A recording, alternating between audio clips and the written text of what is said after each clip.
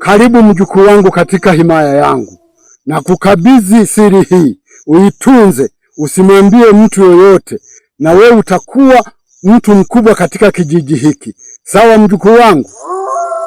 Sawa babu, nimekubali kupokea mikoba yako na kuahidi siri hii nitaitunza pasipo kumwambia mtu yeyote.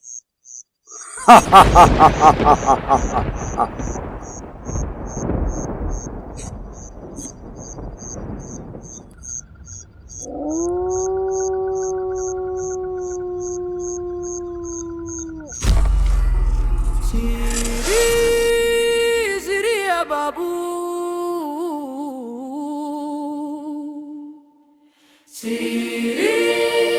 siri ya babu.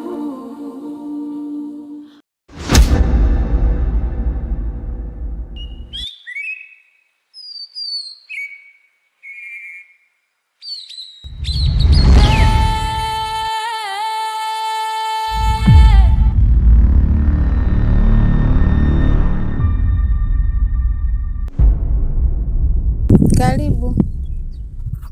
Asante mama. Shikamo. Marahaba. Ujambo? Sijambo. Karibu. Asante. Nimekuja kumuona Sophie mama.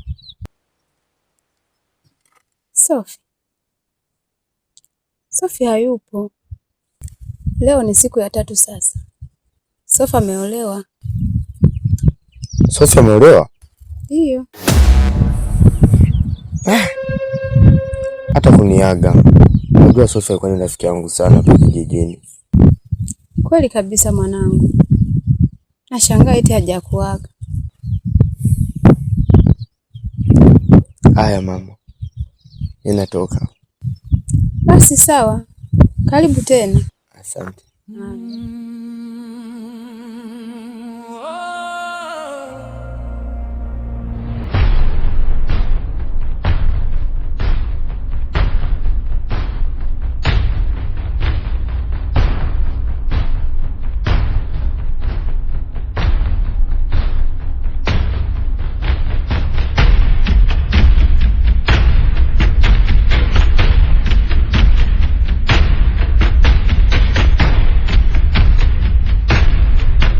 Hey, ye.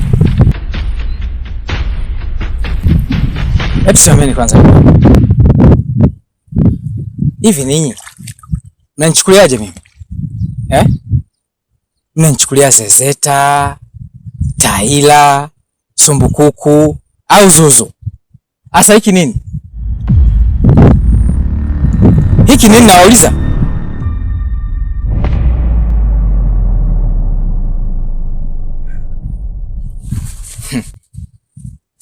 Nyie tumekubaliana mnanipeleka kwenye shamba lenye ardhi nzuri, lenye rutuba nzuri kwa ajili ya kufanyia kilimo. Asa leo hii mnakuja kunileta kwenye dimbwi la maji machafu. Hey, kumbe leo nimekutana na vichaa. Hivi nyie mnajitambua? Akili zenu zinafanya kazi sawa sawa? Hili ni shamba linalofaa kumuzia mtu. Aya, labda tuchukulie nyie ndio mimi sasa nataka niwauzie. Mnaweza mkafanya kilimo chenu hapa? Tajiri. Mimi nashangaa kama zaidi ya wewe unavyoshangaa. Hapa kwa hivi kabisa pamebadilika. Kaka, hata mimi unajua sielewi. Au tumekosea njia? Njia hatujakosea. Kwa sababu unaona hii miti ya babu Keze kwa Ndenze ni pale ni hapa. Ila sawa, mbona unatoa ule msitu wa nani yuko ule pale? Wa Dubai. Ni hapa sasa imekuaje? Mimi nadhani vichwa vyenu vinafanya kazi vizuri. Nina mashaka sana na akili zenu. Itakuwa mkoti mama. Sasa nisikizeni kwa makini. Mimi siwezi nikaendelea kukaa hapa kwa haya mazingira machafu kiasi hiki. Naombeni niondoke. Kweli. Lakini tajiri, tuna mashamba mengi zaidi ya haya. Tunaweza tukakupeleka hata sehemu nyingine tu. Kuna pale karibu na Mlia Bibi tunaweza tukakuuzia pia. Okay. Ni vizuri. Si mna lengo la kunipeleka huko kwenye mashamba yenye maji tena kama hivi? Cha kuwashauri tu. Tafuteni watu wanaofuga samaki. Ndio muuzie maeneo kama haya na sio mimi mkulima. Tajiri.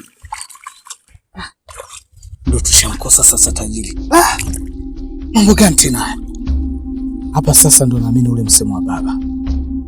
Alisema mali zake hazitogawanywa kwa njia ya kawaida. Kuna siri. Hii ndio siri sasa. Kabisa mimi mwenyewe nashangaa. kwa sababu toka mwanzo shamba lilikuwa vizuri, lakini leo tunafika hapa tunaona dimbwi la maji.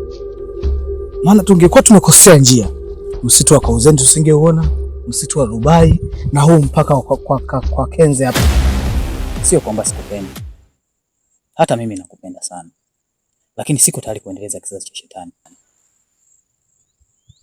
Unamaanisha nini? Wewe ni mchawi. Ni kweli mimi mchawi, lakini sikupenda, babu ndo aliyenilazimisha. Sheila, kama kweli uko tayari kuendeleza haya mahusiano na uko tayari kujenga familia pamoja na mimi, acha huo uchawi. Lakini siwezi kuendelea kuwa na wewe ikiwa wewe ni mchawi. Mimi na imani ya Mungu. Mambo uchawi na mimi ni vitu viwili tofauti. Sasa nataka kujua, uko tayari kuacha uchawi kwa ajili yangu?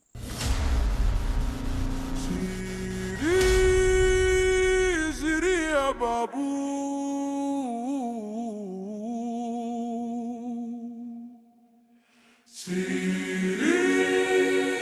Siri ya babu.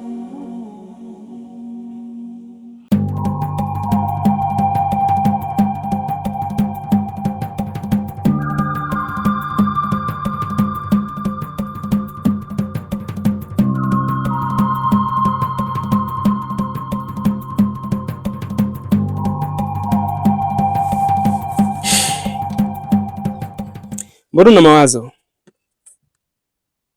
Shida nini?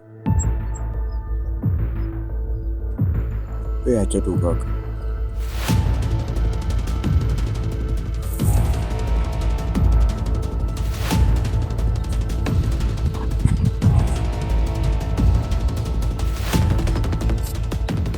Niambie, nini tatizo?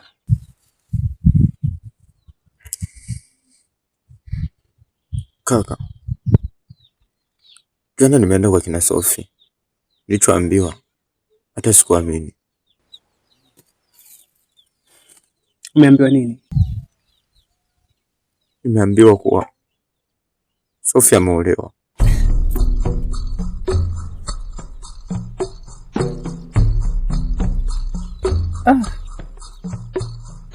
Kule shamba yule mteja tumempeleka, lakini baada ya kumpeleka tu kufika tu shamba limebadilika kuwa bwawa. Kaka, hadithi gani hiyo unayojaribu kuniambia? Bwawa? Ndiyo bwawa. Sasa shamba na bwawa, hiyo imekuwaje? Hata sisi tunashangaa hivi hivi kama unavyoshangaa wewe. Na hivi mteja amekasirika, ameamua kuondoka, maana ametuona ni matapeli sisi. Au mnataka kunipiga? Kama mmeuza mniambie. Dada. Naweza nikawapiga wengine lakini sio wewe. Unajua kabisa tunavyopendana. Maana wakati na sisi tunaondoka, tunageuka nyuma, sio bwawa tena, ni shamba. Shamba? Shamba ndiyo. Kwa hiyo hapo nawaza, au ndio ule msemo ambao baba alisema kwamba mali zake hazitogawanywa kwa njia ya kawaida, kuna siri. Nadhani hiyo ndio itakuwa ni siri sasa. Huenda. Sasa hapo tufanyeje? Hapo kwa mawazo yangu. Kwa hiyo hapo nilikuwa naona tutafute watu wazima. Jambo. Si jambo. Unaenda wapi? Niko nawafuata nyinyi.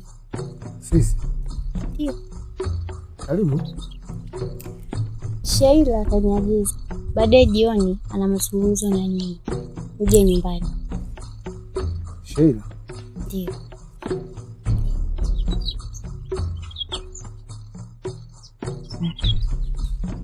Sawa. Uwe na siku njema. Haya, sawa.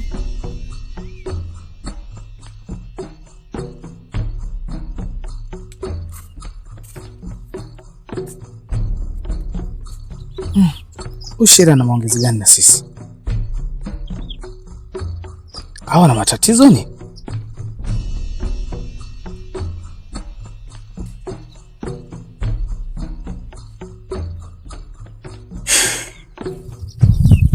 Najisi nimepoteza kila kitu katika maisha yangu. Hapana mdogo wangu Mabera, wala hujapoteza chochote. kwa sababu watoto wa kike wapo wengi. Mimi nachokushauri, hebu relax, utampata mtu ambaye anakupenda. Sawa mdogo wangu? Kila ndege tuwa katika mti upendao, na mimi nikiwa kama ndege nahisi mti wangu umekatwa. Najua ni ngumu sana kumsahau Sophie, lakini itakuwaje hali ya kuwa imeshakuwa hivyo? Itabidi tumsahau. Utahangaika kwa muda, lakini mwisho wa siku tutakuwa sawa. Hebu relax bwana. Mdogo wangu Mabera, siku ukimpata mtu ambaye anakupenda utasahau yote. Kwanza utafikiria kwamba nilichelewa wapi kumpata huyu. Kwa hiyo mimi kama kaka yako nakushauri kuwa usiwe na mawazo mengi sana, mwisho wa siku uje ugue pressure bure. Hebu relax bwana. Siri ya babu.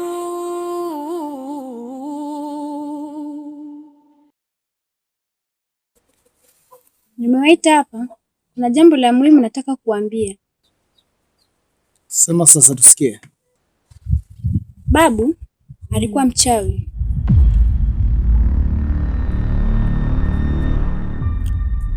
Unamaanisha nini?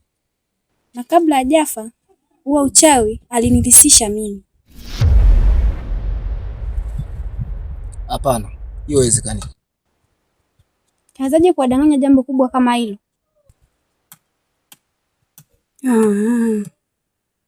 Hapa sasa ndo nimepata jibu. Ndio maana alikuwa mtu wa ajabu eh? Haya malualua yote yaliyotokea mpaka shamba linageuka bwawa, yawezekana shida imetokea hapo. Ni kweli, ni mimi. Na hicho ndicho kilichofanya niwaite. Mimi kuanzia leo nataka kuacha uchawi. Uchawi kwangu hauna faida. Wanipotezea ya mambo ya muhimu na vitu ninavyovipenda.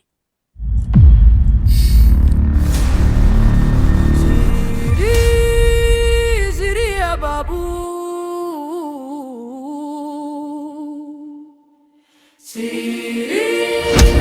Siri ya babu.